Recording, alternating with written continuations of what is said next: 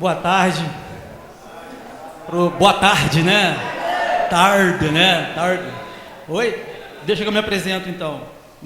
Já descobriram que eu sou carioca aqui no canto aqui já, né? Já me pegaram aqui no ensaio, na passagem do som.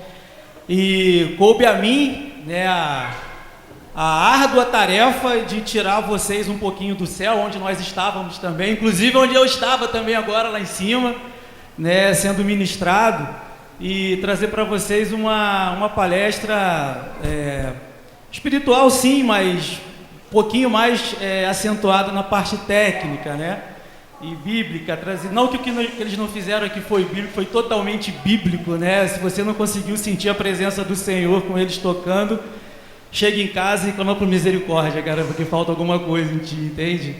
E que coisa boa, que Deus abençoe a Igreja Bola de Neve, né? Tem sido um ministério extremamente relevante no nosso país, né? Na nossa cidade também. Nós temos tido notícias de pessoas que têm sido restauradas pela Igreja Bola de Neve Church, né? Isso é chique, isso, né? É em inglês, né, cara? In name of Jesus, né? Coisa chique, né? Eu tenho brincado com algumas pessoas que eu falo, né, que se eu não fosse batista eu ia pra bola, eu ia rolar lá. Mas que bom que somos todos o mesmo corpo do Senhor, né? Temos todo o mesmo Espírito, o mesmo batismo, né? Somos todos um só corpo em Cristo. E que coisa boa estar com vocês aqui. Deixa eu perguntar uma coisa, por que esses bancos aqui estão vazios? Tem alguma coisa neles? Você colocou taxinha neles? É simpatia? Então assim, ó, gente, já sabe, né? O povo da minha igreja já sabe, vem aqui pra frente aqui, cara. Senão eu vou ter que botar esse negócio lá no meio, lá. Os 3 últimos bancos aí, ó, pode levantar todo mundo, levanta todo mundo e vem pra cá. Senão eu vou começar já pelo nome. Eu gosto muito de um pastor que foi meu pastor no passado, que falou que queria ter um botão no púlpito aqui, que apertava um botão e os bancos invertiam, né? Quem estava para trás vinha para frente ia para trás. Igual os Jetsons, né? Não é do tempo de vocês, os Jetsons, né, Eliseu? Não é do tempo deles, né? Deu aí? O primeiro banco ficou vazio ainda, né? Vocês não tem jeito. Tá bom. Vamos orar então. Queria pedir que você abaixasse sua cabeça, fechasse seus olhos. Se você gosta de orar com o olho aberto, fique com o olho aberto, não tem problema. Se você tem alguma coisa que te incomoda de fechar os olhos, mas que você esteja concentrado nesse momento, a gente vai falar com o Senhor. O que a gente tem para falar hoje pode ser alguma coisa que você não goste muito. Como é muito comum na palavra, algumas coisas vão lá no fundo da gente a gente não gosta muito às vezes. Mas é a palavra que o Senhor trouxe hoje. Eu queria que você compreendesse. Vamos orar? Pai, nós queremos te pedir que o Senhor esteja falando aos nossos corações neste momento, que o Senhor esteja, Pai, abrindo o nosso entendimento e que a nossa mente, Senhor, seja completamente suscetível, Senhor, à Tua palavra nesse momento, que o Senhor fale e não eu, Senhor, que o Senhor use não só a mim, Senhor, mas o coração de todos os meus irmãos aqui, que eles possam ouvir, receber e reter a Tua palavra. Deus, que seja o Senhor a falar, que seja a Tua palavra a falar e não eu. Fica com cada um deles, Senhor, com cada um desses jovens, que o Senhor guarde, Deus, as suas mentes, os seus corações e principalmente, Deus, o seu futuro profissional. Deus, que eles sejam servos prontos a trabalhar, não só para o Teu reino, mas que sejam servos dignos, Senhor, a estarem por cabeça e não por cauda. Deus, é a minha oração, em nome de Jesus, amém. Queria que você abrisse sua Bíblia em Mateus 25, é a parábola das... Não trouxeram Bíblia? Ô Senhor, ajude essas vidas. Mesmo que não seja, nem no celular não tem como liberar aí o sinal do Wi-Fi para baixar em Bíblia agora, pela internet aí? Oi? É só falar a senha, não. Falar a senha. A senha é 1 mais 1? Mais ou menos. Ali, ó. É eu mais 1? A senha é eu mais 1. Por extenso. Eu mais 1. Mas a maioria já tem na Bíblia aí, né? No celular. O que tem a ver essa parábola com vida profissional, né? O que tem isso a ver? com vida profissional. Vamos ler Mateus 25. Em reverência à palavra de Deus, vamos ficar de pé? Vamos ficar de pé um pouquinho? A gente vai ler bastante, vocês vão poder ouvir sentado, mas nesse momento vamos ficar de pé. E diz assim, ó,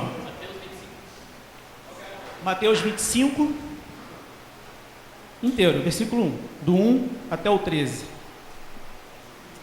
Então o reino dos céus será semelhante a 10 virgens que, tomando as suas lâmpadas, saíram ao encontro do esposo.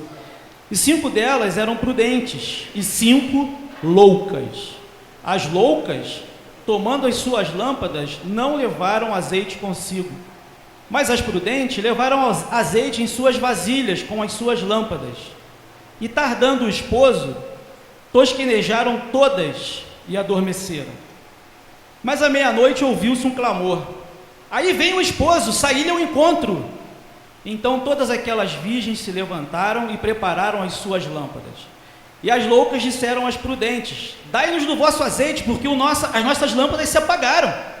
Mas as prudentes responderam, dizendo: não seja caso que nos falte a nós e a vós? Ide antes aos que vendem e comprai-o para vós. E tendo elas ido comprá-lo, chegou o esposo, e as que estavam preparadas entraram com ele para as bodas, e fechou-se a porta. E depois chegaram também as outras virgens, dizendo: Senhor, Senhor, abre-nos a porta. E ele respondendo disse: em verdade vos digo que não vos conheço. Vigiai, pois, porque não sabeis o dia nem a hora em que o Filho do Homem há de vir. Pode sentar. Como tudo na palavra de Deus, essa parábola ela pode ter várias aplicações práticas. É evidente que o texto está falando sobre a salvação em Jesus Cristo e o dia da volta do Senhor. É evidente, não temos dúvida disso. Mas o enfoque que eu quero trazer hoje, o viés que eu quero trazer para você hoje aqui, é um viés que também tem aplicação prática no texto, ele deixa essa margem para nós. E quantas virgens nós temos aqui? Quantas? Quantas eram? Acabamos de ler o texto. Quantas eram? 5? 10? 10 virgens. Quantas eram as prudentes? 5. Quantas eram as loucas? 5. Meia. Eu quero que você observe primeiro uma coisa. Nós não vamos questionar aqui quem é virgem e quem não é. Não é o objetivo aqui nosso, não é esse. Fique tranquilo. O sangue de Jesus nos lava de todo o pecado. Assustou, né? Assustou. Aliás, é engraçado porque para os homens também vale isso, tá? A gente não tem uma marca que a gente perde, como as meninas, mas a virgindade masculina também é uma coisa importante no reino de Deus. E o Senhor espera que você se preserve até lá. Tá? Então não se assuste, né? Não é só para elas não, é para vocês também. Tá? Mas o curioso, eu só vou pedir um pouquinho d'água. Eu vou pedir um pouquinho d'água, que eu vou precisar beber água. E o curioso é que são 10 virgens. A virgindade aqui, querido, que a palavra está trazendo, é no sentido de pureza, de preparação. Tinha alguém se guardando. São 10 pessoas que estavam se guardando. E o curioso é que todas elas eram aptas a esse noivado. Primeiro porque eram virgens. Estavam aptas ao noivado. E o noivo viria. Todas elas sabiam disso. O interessante é que a palavra diz que 5 eram prudentes. E 5 eram o quê? Loucas, nécias, imprudentes, negligentes. A gente pode usar o adjetivo que nós quisermos aqui, a palavra grega, correspondente a ela, dá margem para todas essas interpretações. Na verdade não são interpretações, são versões. O curioso é que se você observar nessas 10 pessoas, as 10 estavam se preparando, as 10 estavam separadas para esse noivo, as 10 tinham um propósito, as 10 tinham um objetivo, e as 10 foram se preparar para encontrar esse noivo. Obrigado, Eliseu. E as 10 foram se preparar para encontrar esse noivo. O curioso é que as 5 que levaram pouco azeite, elas tiveram tempo de se preparar com mais azeite. Por quê? Porque quando elas encontram as outras 5, elas viram que tinham pouco azeite. Elas viram que a sua reserva de azeite estava na cara que não ia dar, não ia ter combustível para queimar. E o curioso é que elas fazem, sabe o que? Elas dormem. Elas sabem que o Senhor está vindo, elas sabem que o noivo está vindo, mas elas dormem. As cinco que tinham muito azeite para queimar, muito óleo para queimar, podiam dormir, podiam se dar esse luxo, né? Mas as 5 outras não, né? Por quê? Porque elas não tinham, né? Então, em todo tempo, né, há uma comunhão, né, há uma tolerância, né, há uma permissividade delas com a negligência, com a imprudência. Elas não se incomodam com isso, sendo que elas deveriam se incomodar, né? Por quê? Porque 5 se incomodaram. Tanto é que elas aguardam, e o noivo não vem. E acontece o quê? Todas vão dormir, né? E 5 têm azeite e 5 não têm. Elas quando se avisa que o noivo vem aí, né, e elas acordam, né, obviamente durante a noite a chama já tinha se apagado, né? A chama tinha se apagado, né? Talvez a ideia de que o noivo fosse demorar não tinha sido incutida na mente delas, né, de que o tempo ia demorar. E elas pedem para dividir, né, o azeite. Pô, me dá um pouquinho do teu azeite aí que eu estou sem, o meu apagou, o meu queimou, já era, eu não tenho mais nada, o noivo está vindo, né, eu não vou entrar nas bodas com ele, né? E aquelas prudentes falam para elas: olha, se a gente dividir isso com vocês, nós estamos fritas, nós estamos raladas, nem vocês entram com o noivo, nem a gente, né? Porque ele não vai nos enxergar, nossa chama vai estar apagada. E essa é a sentença delas, das prudentes. E elas avisam: vão comprar, né? Agora, no meio da madrugada, no meio da noite, você procurar um lugar para achar azeite para vender, acho que é meio difícil, né? Hoje já é, né? União da Vitória e Porto União fecha até para almoço, né? As lanchonetes, os restaurantes, né? Imagina naquela época, né? A vendinha do azeite, né? Devia fechar também, né? De madrugada, ninguém ia trabalhar nessa hora. E evidentemente o restante da história vocês já sabem, o noivo chega e elas ficam de fora. Aonde eu quero chegar? Nenhuma das 5 negligentes, e aqui eu quero chamar a atenção para você do seguinte: as 10, as 5 prudentes, as 5 negligentes, as 10, elas tinham traçado um objetivo, né, que era entrar com o noivo para as bodas. Ir para as bodas com o noivo é exatamente o que você está pensando, amigo, né? Era a lua de mel, era festa. Logicamente que para o povo hebreu existia uma série de outras, digamos assim, estações, né, ou antecâmaras, né, do que antes iria acontecer, né, nessa festa de noivado. Mas o fato é que as 10 tinham esse objetivo correto, né, tinham traçado um objetivo certo, né, ou pelo menos elas sabiam o que queriam. Como nós, na vida profissional, né, na vida colegial, digamos assim, né, todos nós temos um objetivo traçado, que é passar de ano, que é ser aprovado, que é fazer um vestibular, ou fazer uma outra coisa. Todos nós temos esse objetivo. Mas se você atentar para o texto, 5 dessas não foram prudentes, não levaram o combustível necessário. Onde é que é o paralelo que eu quero fazer? A estrada rumo, né, a vida profissional de cada um de nós e a de vocês que estão nessa idade agora, a estrada é longa, é muito longa. Ela começa lá atrás no ensino, na minha época, na nossa época, primário, né, pastor Coquinho? Primário, né? Hoje acho que é básico, fundamental, médio e universitário, né? Minha esposa é pedagoga, ela tenta me ensinar, eu não aprendi até hoje, mas vou aprender ainda. E a nossa estrada, ela é longa. Eu quero dizer que o azeite que a gente tem que ter na nossa caminhada não é pouco, é muito. Tem que ter muito azeite. E sem querer fazer nenhum paralelo, mas já fazendo um paralelo aqui com o Espírito Santo, porque o óleo, o azeite, no Velho Testamento e no Novo também, ele traz uma menção, ele traz uma lembrança ao Espírito Santo do Senhor, à presença do Espírito Santo do Senhor. Essa caminhada longa, sem azeite, dificilmente ela termina bem. Dificilmente ela termina bem. E aí a gente começa a falar o seguinte: aonde eu quero chegar?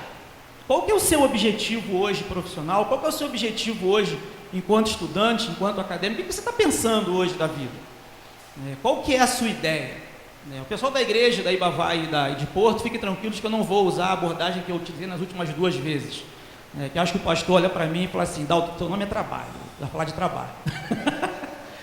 Mas eu não vou dar esse viés hoje. O Senhor me acrescentou uma outra coisa nesse tempo. Que planejamento, o que eu vou usar para chegar aonde eu pretendo chegar? O que eu vou fazer? Quais são as armas, as ferramentas que eu tenho que usar para trabalhar nisso? Você já pensou nisso?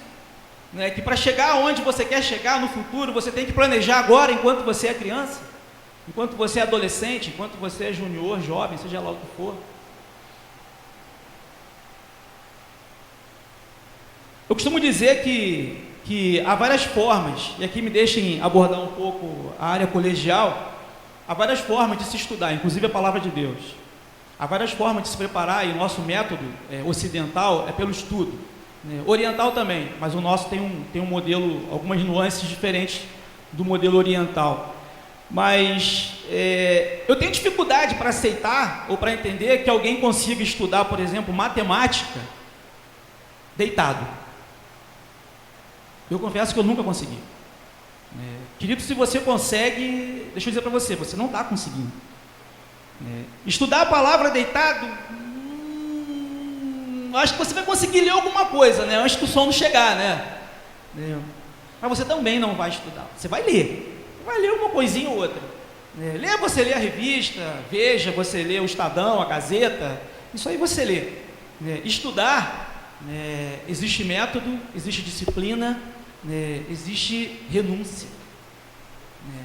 E o que não houve na parábola das 10 virgens foi renúncia à sua própria negligência, renúncia à sua própria imprudência, falta de planejamento. Objetivo elas tinham, mas falta de planejamento. Me falta muito planejamento para essas 5.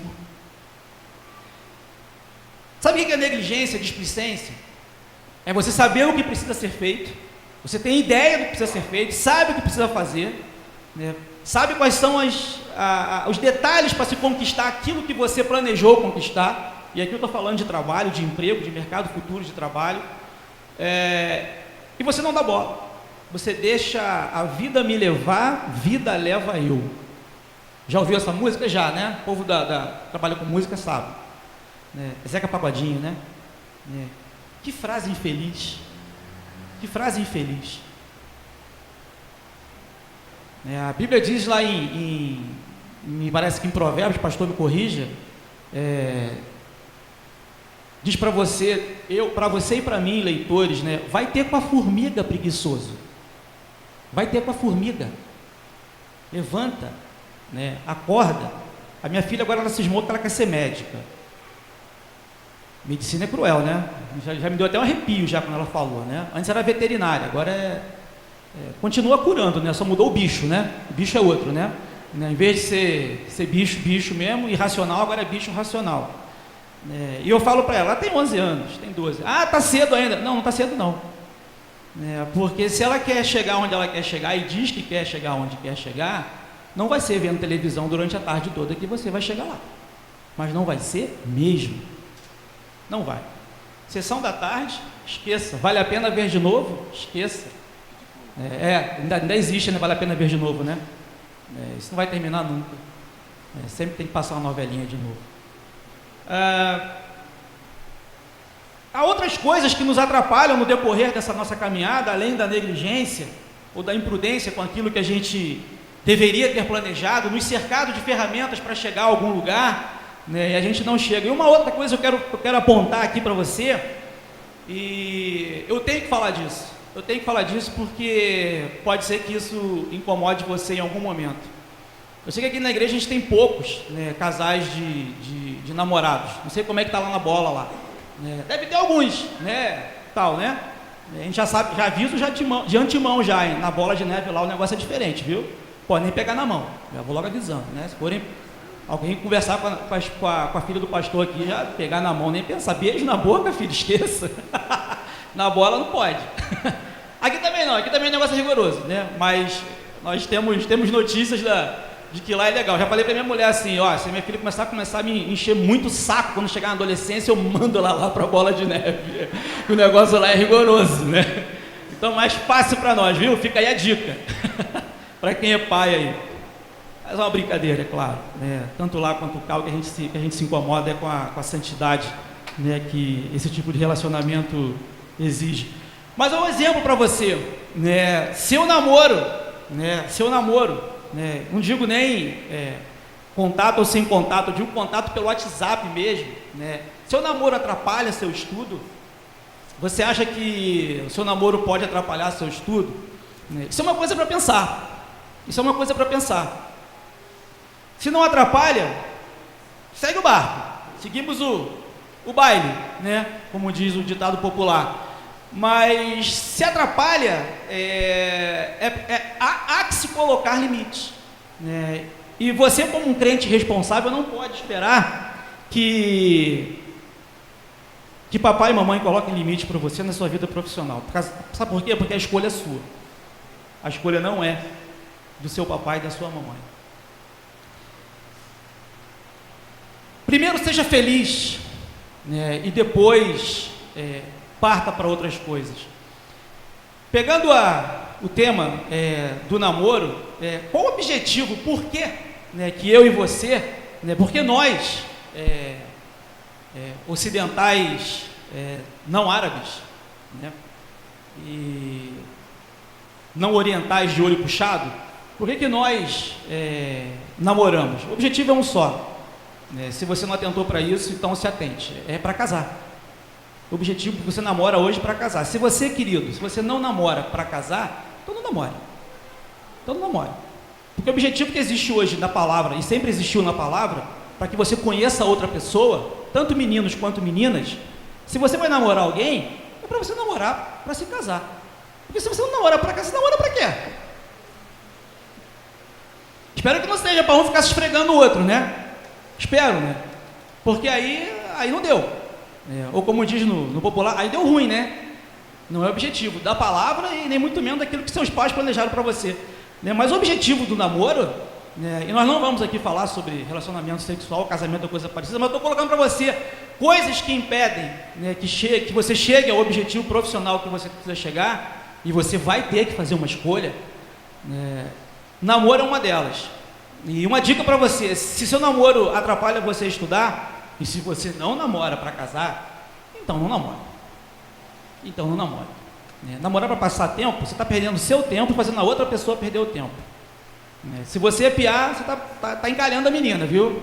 Deixa ela solta, né? Porque está prejudicando ali o território, viu? Tem mais gente interessada em fazê-la feliz do que você, né? Com mais cabeça, né? Então acorde, né? E você, menina, também, embora seja mais raro, né, mas fazendo só para piar, passar tempo, não faça isso, né? Deixa as coisas andarem. Você vai casar com quem? Sim. O que isso tem a ver com um profissional, Dalton? Você vai casar com quem? Porque a vida de estudo e a vida profissional não termina quando acaba a universidade. Não acaba quando termina a pós-graduação, não acaba quando termina o mestrado, muito menos o doutorado, quiçá o pós-doutorado, né, para quem vai fazer. A vida continua. Com quem você vai casar? Dalton, estou esperando no Senhor. O Senhor vai providenciar para mim uma varoa, ou o Senhor vai providenciar para mim um varão. Deixa eu te falar uma má notícia.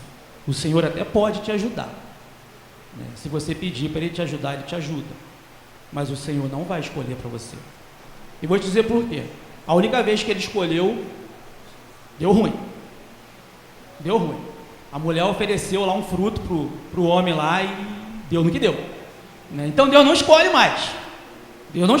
Ali era o start, ali era o início, né? Então Eva veio, e se você olhar depois de Eva para frente, né, até o final dos tempos, Deus não escolhe mais. Quem tem que escolher é você. Escolha você. Está rindo por adesão ou autocrítica aí o casal aí atrás? Por adesão só, né? Quem tem que escolher é você. Dalton, mas eu não posso pedir para o Senhor mandar para mim. O Senhor pode te ajudar, mas a escolha pertence a você. É você que escolhe. Assim como a sua profissão, é você que escolhe. Dalton, Deus não pode me indicar uma profissão, só tem um tipo. E ainda nem pode dizer que a profissão é que o Senhor escolhe por você, mas Ele não escolhe. Aí Ele te separa, aí Ele te chama. É quando Ele te leva para o ministério. Quando Ele te leva para o ministério. Os pastores estão aqui, né? Os pastores estão aqui e sabem disso. São chamados, capacitados. É a única hipótese. É a única hipótese. Onde Deus separa. Né? E aí vem um outro versículo que diz que muitos são chamados, poucos escolhidos. Já me disseram que não, a aplicação prática que se dá hoje a esse versículo é meio distorcida, né? Mas certo é de que essa é a única, digamos assim, profissão que o Senhor mete o bedelho, mete o dedo na panela mesmo e se incomoda. As demais, quem vai escolher é você. A sua esposa, o seu marido, quem vai escolher é você. E por que eu estou falando isso? Pelo seguinte, meu querido, porque se você faz parte da geração, qual é a geração deles, pastor? É Y? Geração Y. A geração de vocês, a minha, eu sou assim, uma aberração da minha geração. A minha geração não é muito assim, né? Mas a geração de vocês é assim: vocês vão estudar até a morte, até o último dia, né? O mercado exige isso de vocês, né? Sabe quando vocês vão parar de estudar? Nunca. Um pensador filósofo no passado chamado Sêneca, ele dizia o seguinte, que a mestre não é aquele que um dia aprendeu, mas é aquele que um dia se propôs a nunca deixar de aprender. E a gente que é crente tem uma facilidade com isso, né? Porque nós estamos sempre estudando a palavra, né? E você que está sempre estudando a palavra já vai se adaptando, porque você vai morrer estudando. Eu tenho tido muito cuidado com meus filhos lá em casa, porque o Gabriel me vê, né, e ele me vê saindo de casa e indo para o escritório que fica fora da casa. O pessoal que conhece lá em casa sabe como é que é. E ele já sabe: pai, está indo estudar, né? Eu tenho assim tido um pouco de medo, né, dele ver isso e começar a pegar aversão ao estudo, né? Eu tive que meio que dosar isso, porque eu estou sempre roubando, às vezes, o tempo que eu deveria estar com ele. Eu estou roubando para estudar, além de trabalhar, estudar. Como disse, eu sou meio que aberração, né, na minha geração. E a geração não é a Baby Boomer. Qual que é a nossa? A nossa é a X, geração X. E você? Com quem vai casar? Com quem você vai namorar? Ela gosta ou sabe da sua necessidade de estudar? Ele sabe da sua necessidade de estudar? Ele concorda com isso? E se você procura uma profissão, e se você procura uma companheira, e está tudo muito atrelado, está tudo muito junto, para passar o restante da sua vida, você já parou para pensar na sua sogra, no seu sogro, no seu cunhado, na sua cunhada? No seguinte sentido, é você que vai sustentar eles? Você já topou esse lance com a sua futura cônjuge? Ou quando você pensar em procurá-la, ou ela pensar em procurá-lo, já se sentaram, já parou para pensar nisso? Já combinou com os russos isso já? Né, de que você não está afim de pagar esse pato? É um pato, né? Recheado com uma maçã na boca, assim, uma cena assim sinistra. Não é nem um porco, é um pato. Isso atrapalha os seus planos. Todo esse planejamento que você fez para até a sua chegada, até que vai culminar na sua profissão, né, tudo isso passa, né, por planejamento dessas coisas também, por pelo menos em pensar nessas coisas. Se você nunca pensou, então hoje é dia de você pensar. Hoje tem alguém te trazendo uma má notícia, dizendo para você: olha, é hora de pensar, porque isso incomoda. Vou dizer por quê? Porque beleza é efêmera, barriga tanquinho cai. Né? Aliás, no corpo humano tudo cai, viu? Tudo cai, cabelo cai, a cintura cai, né? Isso que vocês pensaram aí cai também, né? Cai tudo, cai tudo. Vai caindo tudo, né? Só não cai o que você aprendeu, o que você guardou, o que você planejou. Isso não cai. Isso não cai. Isso fica para sempre. E é hora de você pensar. Filhos atrapalham o crescimento profissional? E quando eu falo em filhos, eu toco em filhos, eu estou falando o seguinte: você pensa primeiro e antes de resolver a sua vida profissional, se casar e ter filhos, ou vai resolver isso depois? Isso é um componente. Isso é um componente importante. Isso é relevante para você? Ou seja, eu vou deixar para fazer faculdade depois que eu me casar. Vou te dar uma dica. Pastor Cláudio Duarte tem batido em alguns sermões, já tenho acompanhado ele em vários vídeos que ele deixa, que o pessoal replica. E uma coisa que ele bate muito em cima, e é uma coisa que minha mãe batia muito em cima comigo e com meu irmão, é o seguinte: antes de você pensar em qualquer coisa, em termos de matrimônio, namoro, matrimônio, filhos, antes de qualquer coisa disso, seja feliz. Só parta para resolver essas outras questões depois que você for feliz com você mesmo. E eu vou dizer para você assim: se você deixar para estudar depois de ter resolvido depois e não ter resolvido essas questões, você vai sofrer mais ou menos como eu tenho sofrido. Que isso, Dalton? Sua esposa sabe disso, seus filhos sabem disso, eles sabem. Cada vez que eu saio de casa à noite, abro a porta e vou lá para o escritório para estudar, ou seja, o que eu fiz a manhã inteira, foi trabalhar nesse mesmo lugar, e cada vez que eu faço isso à noite e não estou junto deles, eles sabem que eu estou pagando um preço e estou impondo a eles um preço, que não estava no combinado quando a gente se casou. Porque os meus sonhos ainda não se concretizaram. Os meus sonhos, e abro parênteses, que são os sonhos de Deus, ainda não se concretizaram. E às vezes eu tenho que roubar um pouquinho do tempo deles. Para acalmar assim só vocês, digamos assim que é um roubo santo. É um roubo que não há negligência. Eu não estou abandonando meus filhos nem a minha esposa. Temos o PGM lá em casa, estudamos a Bíblia juntos com outras pessoas, estamos sempre juntos, almoçamos juntos, jantamos juntos, passamos muito tempo juntos, mas eu poderia passar mais. E não estou passando. Sabe por quê? Porque faltou planejamento. Lá atrás faltou planejamento. Lá atrás eu esqueci de encher minha botija de azeite, e levar para encontrar o meu noivo, que era esse pedacinho profissional que estava faltando. Dalton, então você não é feliz? Não, sou feliz. Não vou nem falar aquela frase, não tenho tudo que amo, mas amo tudo que tem. A gente vê muito em placa de caminhão, a gente vê bastante isso. Não vou nem usar essa. Sou feliz sem tirar nem pôr, tá ótimo. Mas há algumas coisas que eu gostaria de ter alcançado e eu não alcancei. E era importante. E isso ficou lá atrás, no planejamento. Ter tudo atrapalha? E aí eu vou falar para você que é filhinho de papai. Você que tem tudo em casa, que você quer ter o seu... Existe PlayStation ainda? Tem? Tem. Quase que eu falei Atari, PlayStation, Xbox, Nintendo ainda existe? Wii? Não sei se existe. E esses negócios aí?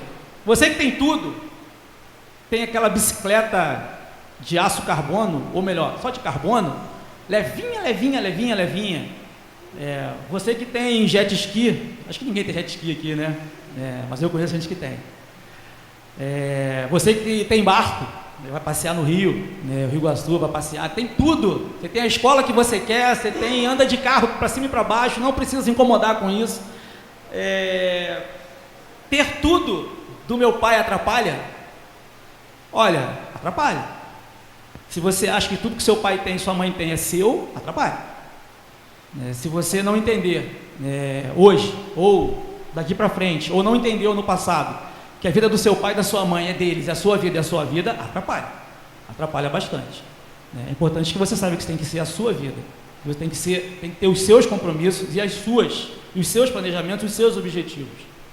Deixa eu falar uma última coisa, passar para o próximo tema, próximo ponto.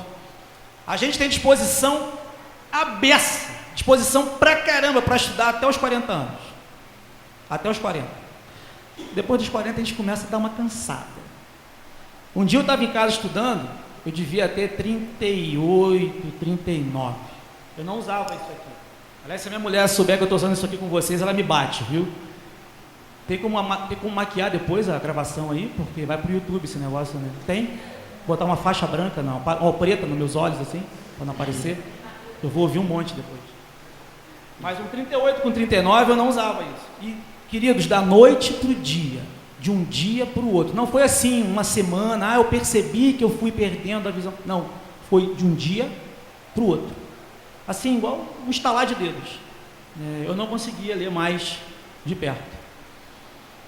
Não foi isso que me prejudicou estudar. É que depois dos 40, e com filhos e esposa, estudar se torna uma coisa já meio enfadonha.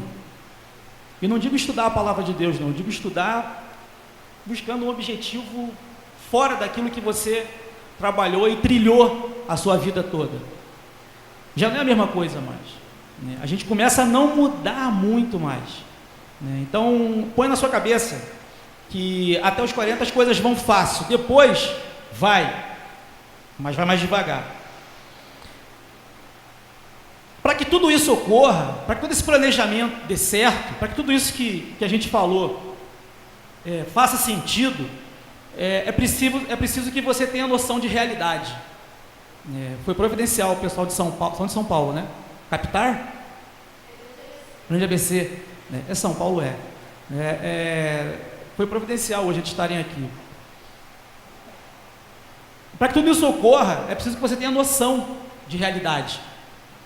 E eu tenho chamado um pouco a atenção do pessoal no seguinte: você sabe aonde você mora? Não, Dalton, moro em Onda Vitória, moro em Porto União, moro em Paula Freitas, moro em General Carneiro, moro não sei onde, beleza. Você sabe o que tem aonde você mora? Tem mercado, tem faculdade, tem escola, não é isso que eu estou falando. A partir do ponto onde só você estiver sozinho no mundo, onde seus pais já tiverem sido levados para o Senhor, para onde que você corre? Para a casa da titia? Deixa eu te dar uma notícia, você vai descobrir que a titia não é tão legal assim. Corra para a igreja vai te ajudar, mas a igreja não vai fazer o que você deveria ter feito sozinho. O pessoal que veio do catolicismo, e eu acho curioso isso aqui, não sei como é que em São Paulo você tem isso, né? O pessoal tem madrinha e padrinho, né? Aqui tem muito disso. Mesmo depois de convertido, o pessoal, não, eu tenho minha madrinha, vou na casa da minha madrinha, cadê meu padrinho? Meu padrinho é Jesus. Minha madrinha também. São eles dois. Você vai descobrir que seu padrinho e sua madrinha não vão fazer por você aquilo que você deveria ter feito. Não vão. Vocês vão descobrir que aquele titio que te dava dinheiro, que aquela titia que te dava dinheiro, eles não vão segurar sua onda. Vai ser você e Deus. Uma boa dupla, diga-se passagem, né, pastor? Uma boa dupla, mas é só você e Deus. Abre lá em Gênesis 45, vamos ler de 5 a 8, não precisa ficar de pé, pode ficar sentado. Eu vou dar exemplo de um cara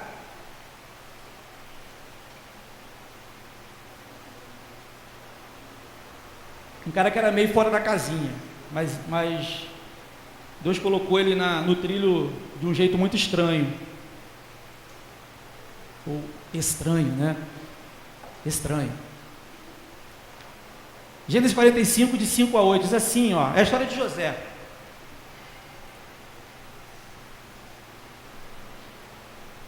Agora, pois, não vos entristeçais, nem vos pese os vossos olhos por me haverdes vendido para cá, porque para a conservação da vida, Deus me enviou diante da vossa face. Porque já houve 2 anos de fome no meio da terra, e ainda restam 5 anos em que não haverá lavoura nem cega. Pelo que Deus me enviou diante da vossa face para conservar vossa sucessão na terra e para guardar-vos em vida por um grande livramento. Assim, não fostes vós que me enviastes para cá, senão Deus, que me tem posto por pai de Faraó e por senhor de toda a sua casa, e como regente em toda a terra do Egito. Esse é José. Se você for ler a história de José, José dos 12 irmãos dele, ele era um irmão que tinha uma capa esvoaçante colorida. Já leu isso na Bíblia? Ele gostava de ficar... Ele devia ter algum complexo super-homem. Ele pegava aquela capa e ficava correndo no alto das montanhas com aquela capa. Deve ser legal, né? Eu brincava de Batman, né? Eu botava a capa assim e tal. É legal você sair correndo e ver aquela capa assim voando e caindo. E José fazia isso. E aquilo irritava um pouco os irmãos dele. Ainda mais depois que ele falou, que ele disse que ele seria maior que os irmãos iriam se dobrar como aquelas canas diante dele. Mas José é um cara que tinha noção da realidade.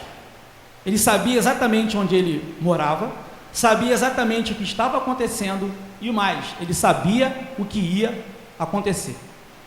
Não é só porque ele era leitor de sonhos, ele fazia leitura de sonhos, interpretava os sonhos, mas é porque ele tinha noção de realidade. E você, como um morador de União da Vitória e Porto União, você sabe aonde você mora, você sabe quais são os empregos, os trabalhos, os postos de mercado de trabalho que existem aqui na cidade? Eu sei porque quem vem de São Paulo sabe muito bem o que vai fazer desde cedo, quando está no ABC lá. Você é meio que quase que empurrado a escolher alguma coisa, porque São Paulo não para, 24 horas é trabalho, trabalho, trabalho. E nós aqui, dizem que a gente fica vendo a água do Rio Iguaçu passar. É verdade isso? Eu confesso que eu não gosto muito desse troço.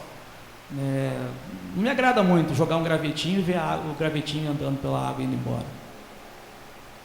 Eu e você, sabemos onde estamos, sabemos que temos um país com problemas de mercado de trabalho hoje, e pior, sabemos aonde nós moramos, e o fundamental, qual é a minha reação a esta ação, que tenta prejudicar aquilo que eu desejo conquistar. Qual é a minha reação? Eu fico vendo o gravetinho na água do Rio Iguaçu passar e deixo a vida passar? Deixo a vida me levar, a vida leva eu? Ou então, igual aquela outra banda, que diz, essa é pior, o acaso vai me proteger enquanto eu estiver distraído.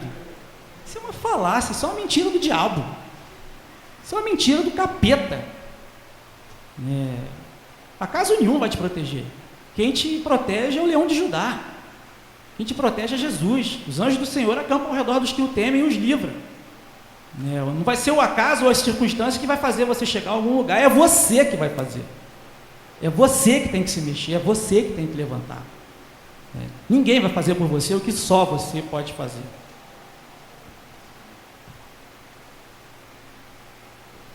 Eu gosto da história de José,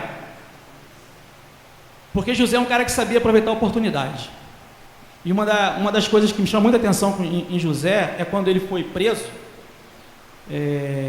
por ter sido assediado pela esposa de Potifar, foi o contrário, aquela mulher atarada, tinha algum problema, O mais legal é que Potifar sabia com certeza a mulher que ele tinha, certeza. Porque se ele acreditasse numa vírgula do que ela tinha dito para ele, ele não tinha mandado prender José, tinha mandado matar. Ele manda prender, só prender, porque ele sabia o traste que ele tinha se casado, ele sabia quem que era a mulher dele. Mas o curioso é que José, estando preso, me vai o copeiro e o padeiro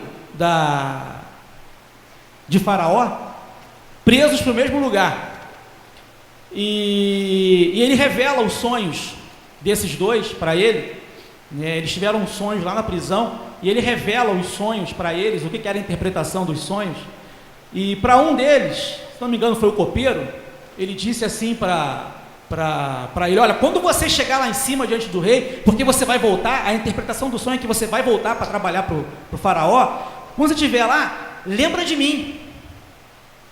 O que você está fazendo? Ele está dando um jeito de sair dali. Ele sabe que ficar ali é pepino. Às vezes, meu querido,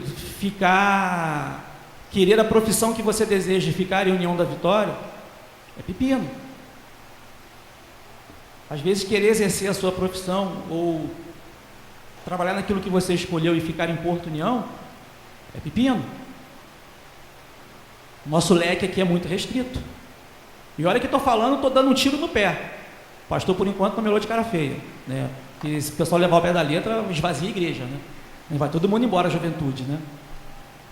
Eu sei que o Senhor pode trazer o emprego para cá, eu sei. E sei que você tem que escolher também, e sei que o Senhor pode te ajudar a fazer isso. Mas é importante que você também cogite a hipótese, né, de que este lugar, né, em determinado momento, ele pode estar sendo a sua prisão. Não a igreja. Quando eu falo este lugar, eu digo onde você mora. Que o seu trabalho pode ser que não esteja aqui. E você vai fazer o quê? Dando murro em ponta de faca? Vai ficar, desculpa a expressão, pastando aqui? É preciso que você tenha a mente aberta, né, para isso. E a palavra do Senhor, ela liberta inclusive dos nossos próprios paradigmas e dogmas, né? Eu falo isso porque aqui na igreja eu tenho encontrado muitos irmãos, já da minha geração, não da geração de vocês, mas da minha geração. Eu não saio daqui nunca, eu quero morrer aqui, já até separei meu lugar, meu mausoléu lá no cemitério ali e tal, eu vou morrer ali, está comprado já e tal, não sei o quê. Dá um ruim, sabe? Dá um ruim. Parece que o mundo se resume aqui. É até complicado, sabe por quê? Vou pegar um exemplo do pastor Daniel, pastor Ricardo, né? Pastora também. Vou pegar exemplo simples. Se eles imaginassem como nós, como esses irmãos que eu citei, imaginassem, eles estariam aqui hoje? Vindo de São Paulo para cá? Não. Porque se a mentalidade deles fosse fechada, fosse igual a do cavalo, fechadinha, né, igual esses irmãos que eu falei que tenho encontrado, inclusive aqui na igreja, e que querem morrer aqui, né? Não estou dizendo que você não pode morrer aqui, é uma escolha sua, né? Mas se há um conflito entre o que você deseja de futuro, de planejamento de futuro, entre o que você planeja e estar e permanecer aqui, dê ouvido ao seu coração, dê ouvido ao seu coração. Evidente que tem que consultar o Senhor a respeito disso, mas é uma escolha que é você que tem que fazer. É uma escolha sua, não é uma escolha. Não empurre para o Senhor aquilo que não é para Ele resolver. Para os homens eu posso falar, seja homem, decida. Para as meninas também, sejam meninas, sejam mulheres, decidam, resolvam. Essa é a geração de vocês. O curioso, eu tinha colocado isso no início, acabei não falando. O curioso é que José não escolheu profissão nenhuma, escolheu? Ele não escolheu nada, ele só escolheu ter uma capa esvoaçante, colorida. Às vezes eu me pego pensando em José, assim, cara, se você começa a voar com uma capa hoje no meio da montanha, assim, e alguém vir, vão te chamar de outra coisa, né? Ainda mais se for uma capa colorida, né? Ainda mais se for uma capa arco-íris, né? Vai ficar estranho, né? Vai ficar bem sinistro, né? Mas José não escolheu emprego nenhum, não escolheu trabalho, não escolheu nada.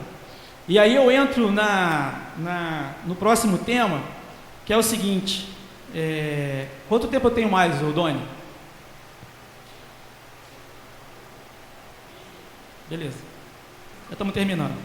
E aí eu entro na seguinte questão, antagonismo, dinheiro e felicidade. Vamos ver, cadê a Ruby? A Ruby está aí? Estou vendo a Ruby está ali. Eu estava com a Ruby lá em cima hoje. O pastor falou alguma coisa ontem sobre isso. E não sobre esse tema, mas acabou que a gente pegou esse assunto. O que é mais importante, o dinheiro ou a felicidade? Dalton, o dinheiro... Você vai falar assim para mim, né, para não ficar feio, né? Não, o que importa é ser feliz. O que a gente falou ontem, né, Ruby? Felicidade não põe mesa não, filho. Felicidade não compra teu café da manhã. Não, quero aquela profissão, eu quero. Beleza. Vai nessa tua força aí, então. E aquilo não te traz nenhuma contraprestação pecuniária, não te dá nenhum café no bule. Está na hora de rever. Meu filho diz para mim que quer ser jogador de futebol. Pai, eu quero ser jogador de futebol. Sabe aquele arrepio que a minha filha falou quando quis fazer medicina? Eu tive 2 arrepios. Eu jogador de futebol. Jogador de futebol, filha?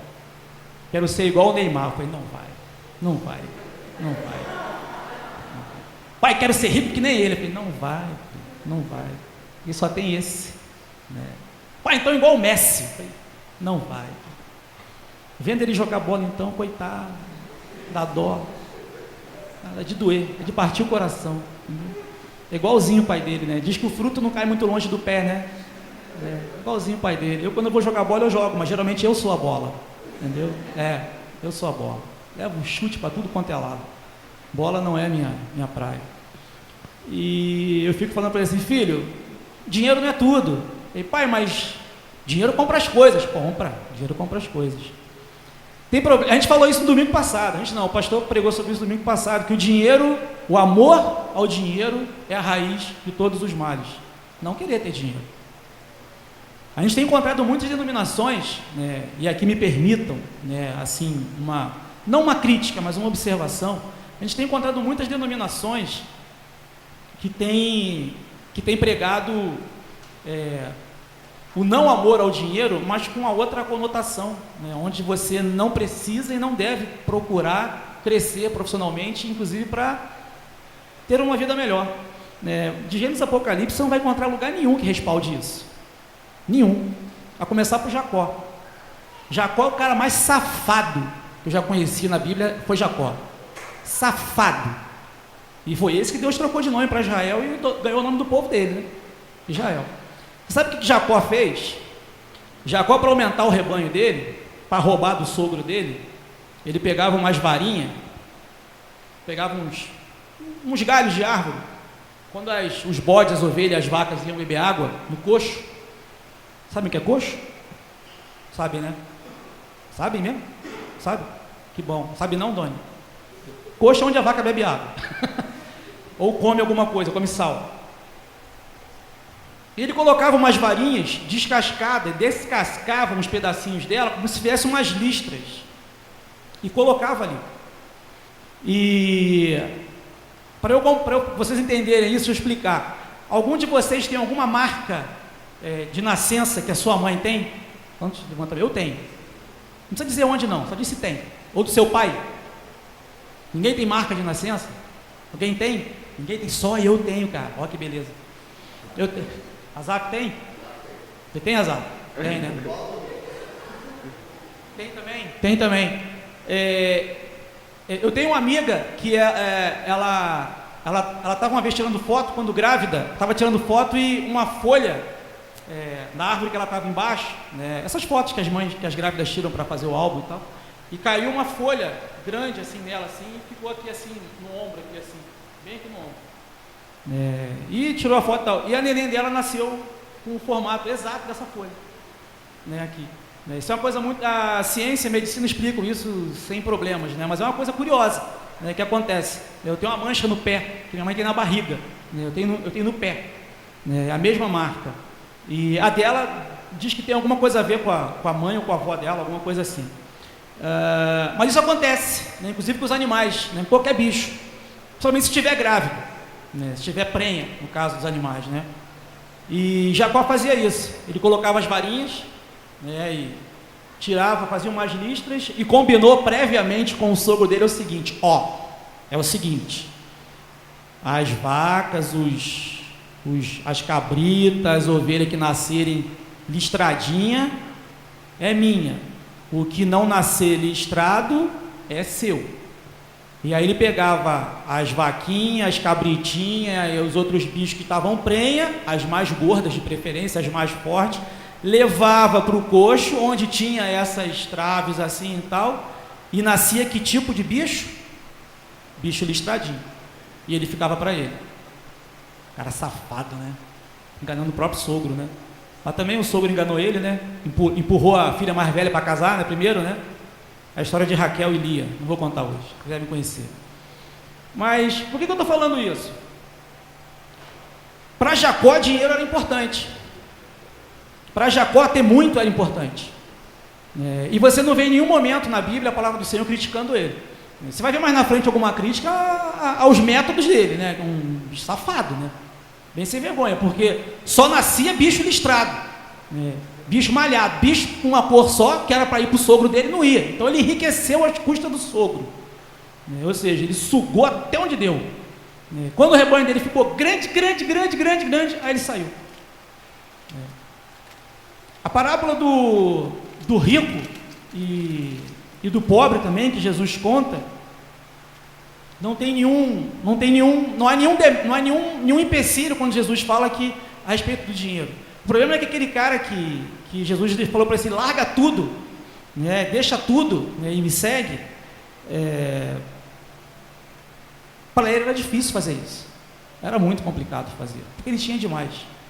É mais ou menos o que acontece com aquele irmãozinho que a gente conhece na igreja, aqueles muitos, né, da nossa igreja. Espero que na bola não seja assim, né, mas aqui né, o que não é nenhuma novidade para ninguém. Ele não é fiel no pouco, evidentemente ele não vai ser fiel no muito. Ou seja, ele não dizima, ele não oferta, ele não participa, ele não contribui. Dá vontade de colocar uma catraca lá no banheiro, lá, cada vez que ele for no banheiro cobrar o que ele não devolve aqui no Senhor. Dá vontade, pastor? Dá vontade, né? Crente safado. A Bíblia chama de safado, a Bíblia chama de crente ladrão, né? Crente ladrão, né? Porque rouba do Senhor. Está lá em Malaquias 3,10, no que me roubais? Vós me roubais nos dízimos e nas ofertas alçadas. Então assim, nem o Senhor, nem ninguém tem problema com dinheiro. A Bíblia não condena você ter dinheiro ou deixar de ter. A grande questão é melhor ser feliz ou é melhor ter dinheiro? Em outras palavras, eu quero dizer o seguinte, é melhor ter a profissão que eu desejo ou é melhor eu ter uma profissão que me dê renda e que me sustente e me dê tudo o que eu desejo? A resposta, só quem pode dar é você. O Senhor pode te ajudar, como tudo, o Senhor pode te ajudar, mas a resposta está naquilo que você deseja. Se você deseja muito, como diz minha filha que quer ser médica, ela tem que estudar muito, né? Ela diz que quando ela se casar, ela quer ter 5 filhos, 3 cachorros, numa mansão e um quarto ela vai colocar eu para morar. Deus te abençoe, minha filha, Deus te abençoe, o Senhor te conceda assim como deseja o seu coração, né? Mas não vai ser vendo sessão da tarde que ela vai conseguir, né?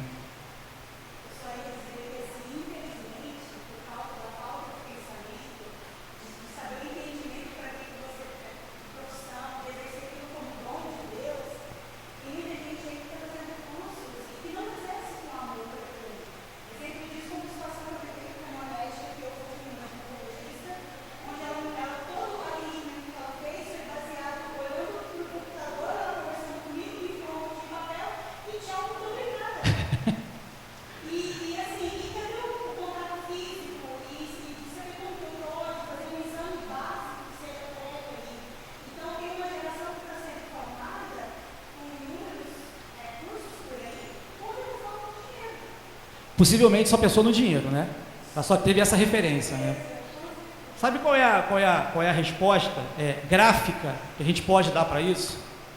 Vamos falar de eixo cartesiano. Ninguém gosta de matemática, né? Vamos lá. Eixo dos x e eixo dos y. Pensa na sua cabeça aí, x e y, né? O eixo de cima, a felicidade. O eixo de baixo, horizontal, o dinheiro. Sabe aonde que está a resposta? De preferência no meio termo, como tudo na vida, né? No meio termo, ou seja, é uma linha que sai do zero, né? E ela sai aqui distante, tanto do eixo do x quanto do y. Ela faz quase que um losango se você fechar aqui, certo? Losango não, é um triângulo, né? De ponta a ponta aqui, né? Ou seja, é uma reta, né, proporcional ao dinheiro, proporcional à felicidade. Mas é possível que aquela sua escolha não te dê tudo aquilo que você deseja. É possível que aquela sua escolha profissional ela não te retorne tudo aquilo que você desejou ou almejou um dia. É possível que isso aconteça. E é possível também que aquela escolha que você fez que tanto te dá dinheiro não te deixe tão feliz como foi o caso da médica. O que fazer? A resposta volta, com certeza, e pela tônica da palestra, volta a esse ponto. A resposta está em você. A resposta está em você.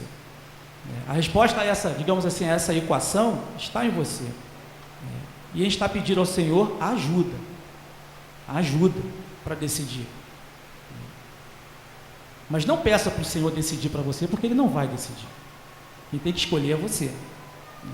mas a escolha tem que ser sua, auxiliada pelo Espírito Santo do Senhor. Encerrando, área privada, serviço público, serviço autônomo e empresarial. Nós temos muitos empresários aqui na igreja. E, curiosamente, se você for observar, e é uma curiosidade boa, eu gosto muito quando eu vejo meu irmão prosperando, né? Eu fico feliz quando eu vejo meu irmão bombando de dinheiro, trocando de casa, trocando de carro, eu vibro com isso, né? E a palavra do Senhor diz que você tem que se alegrar com seu irmão, né? Se você investe aquele carro do seu irmão, você está com problema, viu?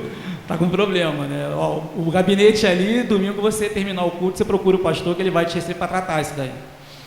Tem que se alegrar quando você vê seu irmão com uma casona legal, com um carrão legal. Não que isso seja tudo. Curiosamente, aqui na nossa igreja, assim, eu observo assim, sem problema, eu sei que eu tenho liberdade deles para falar sobre isso. Os melhores carros são os carros dos nossos empresários, né? E dou glória a Deus por isso, amém, né? Amém, né? E que consigam mais, se possível me dê um de presente, né? Não tem problema, né? Não vou ficar triste nem um pouco. Escolher o ramo, a área que você deseja, a área que você quer. Eu ia falar algo, mas eu não posso falar.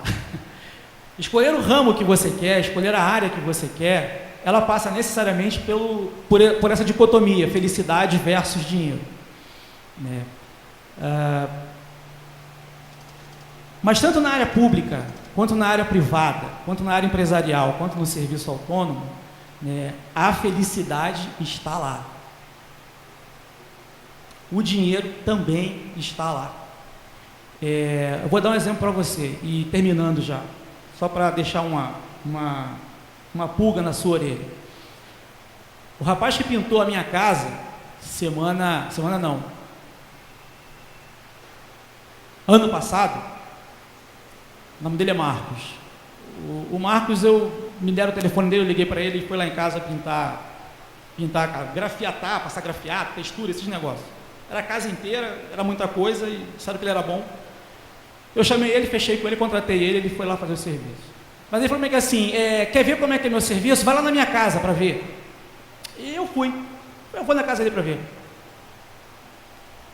Ele é pintor. Ele chegou lá em casa com aquela blusa toda respingada de tinta, né? Aquela calça de pintor, né? Não estava suja não, calça de pintor, né? Aquela botina, né, de construção civil, né? Aquela barba por fazer, aquele bonezinho, né, para não pegar sol.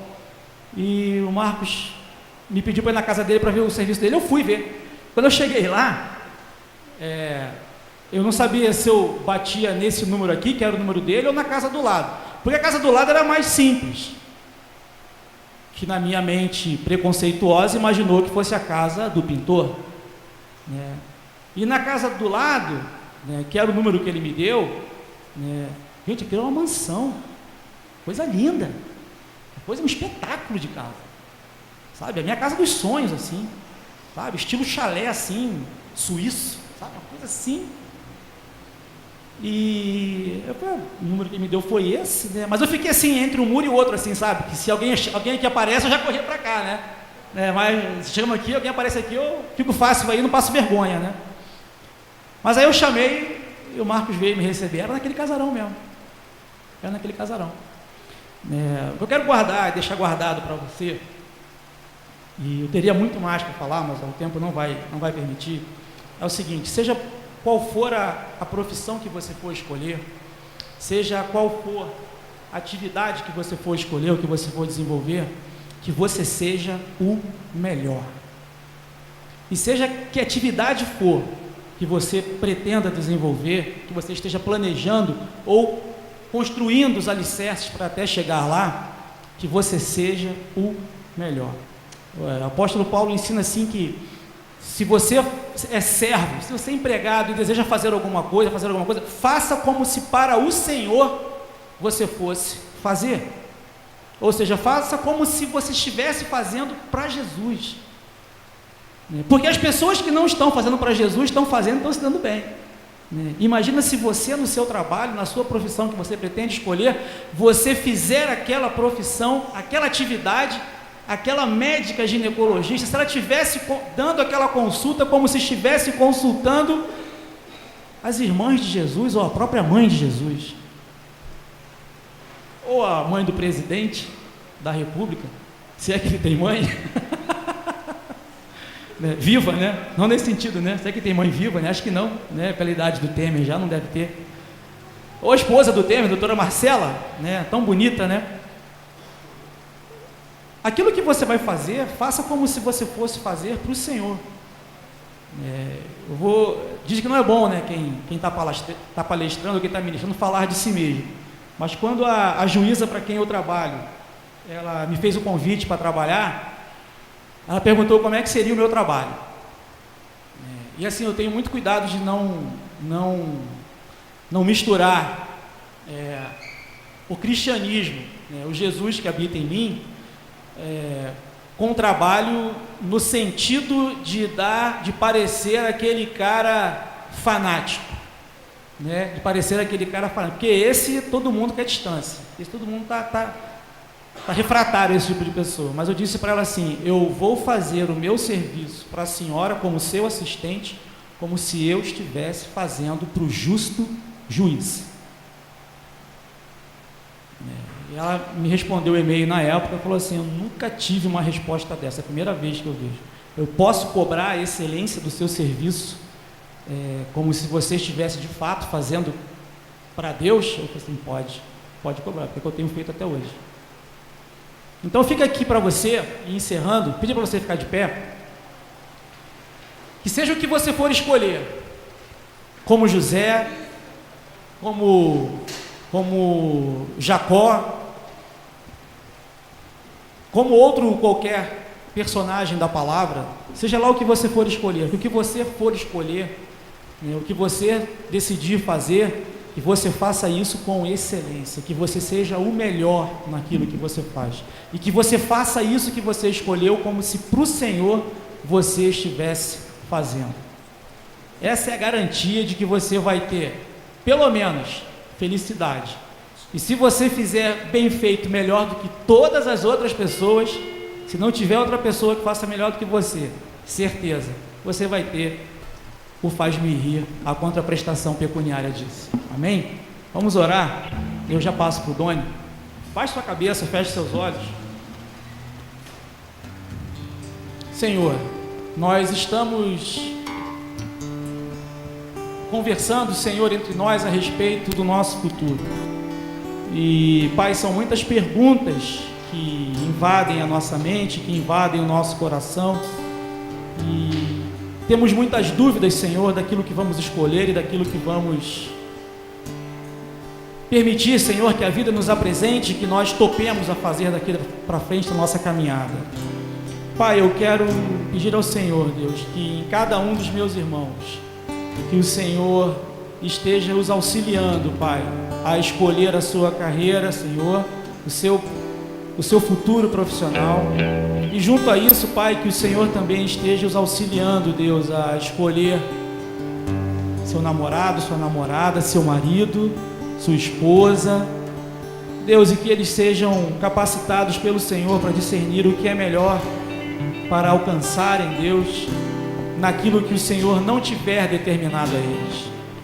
Pai, em nome de Jesus, nós queremos clamar, Deus, que o Senhor dê a eles sabedoria, que o Senhor dê a eles o entendimento, Senhor, necessário para fazerem as escolhas corretas, as escolhas certas. Deus, que seus objetivos sejam principalmente, Pai, agradar o Senhor, que seus objetivos sejam principalmente, Senhor, agradar o teu coração, fazer a tua vontade. Mas, Pai, em nome de Jesus, auxilia-os, Senhor, nas suas escolhas, auxilia-os, Deus, nas suas escolhas, auxilia-os, Pai, naquilo que eles pretendem escolher para o seu futuro. Senhor, não permita que eles sofram, Deus, não permita, Senhor, que eles vacilem, Senhor, não permita que eles tropecem, Deus, mas dê a eles, Senhor, o apoio, o suporte, o sustento necessário que o Senhor já tem dado. Pai, em nome de Jesus, nós queremos pedir que o Senhor os abençoe, Deus, que o Senhor seja o único Deus de suas vidas.